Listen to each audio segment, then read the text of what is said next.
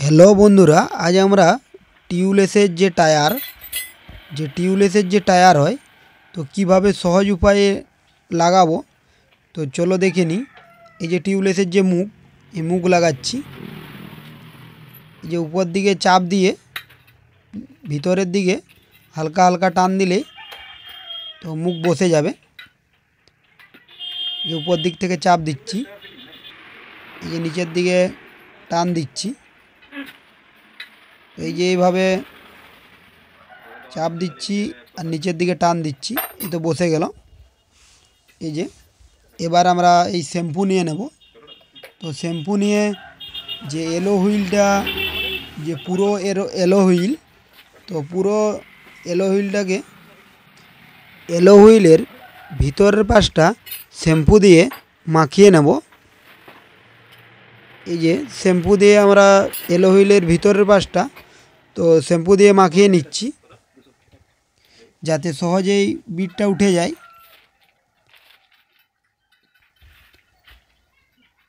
যাতে টায়ারটা লাগানোর পরে স্লিপ হয়, যাতে বিটটা সহজেই উঠে যায়। তো আমরা এই শ্যাম্পু লাগাচ্ছি যাতে বিটটা সহজেই উঠে যায়, তার জন্য আমরা শ্যাম্পু লাগাচ্ছি। এই যে শ্যাম্পু, তো ভিতরটা ঠিক করে একটু শ্যাম্পু দিয়ে দেবো। ভিতরটা খুব ভালোভাবে শ্যাম্পু দিয়ে দিলাম। এই যে এবার আমরা এই যে টায়ার লাগাচ্ছি। এই যে টায়ার, এই যে টায়ারের যে দড়িগুলো কেটে নিচ্ছি। এই যে চারটা দড়ি থাকে, তো চারটা দড়ি কেটে নিলাম।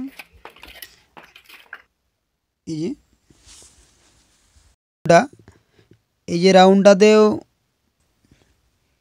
টায়ারের যে ভিতরের পাশটা শ্যাম্পু দিয়ে দেবো। এই যে শ্যাম্পু দিয়ে দিচ্ছি, যে দুপাশটাতেই দিয়ে দেবো। এই যে দুপাশটাতেই দিয়ে দিচ্ছি, যে রাউন্ডটা, এই যে রাউন্ডটাতে দিয়ে দিলাম। টিএম মানে টায়ারটাকে যে দিক থেকেও লাগাতে পারো, তো যে দিক থেকে লাগালেও কোনো অসুবিধা নেই টায়ার। এই যে তো টায়ারটা আমরা এইভাবে বসাবো। এই যে এইভাবে এটা টায়ার লিভার নিলাম, এই যে টায়ারটা ভিতরের পাশটা বসাবো। এই যে নিচের যে টায়ার এক পাশটা লাগিয়ে নিলাম, এবার উপরের পাশটা লাগাচ্ছি। এই যে টায়ার লিভার দিয়ে লাগাচ্ছি, এবার পা দিয়ে লাগাবো। এই যে পা দিয়ে লাগিয়ে নিলাম। এই যে এবার হাওয়া দেব। এই যে মুখ, যে ভাল্ব, যে মুখের যে সামনে যে ভাল্ব আছে, এই ভাল্বটা খুলে নিলাম।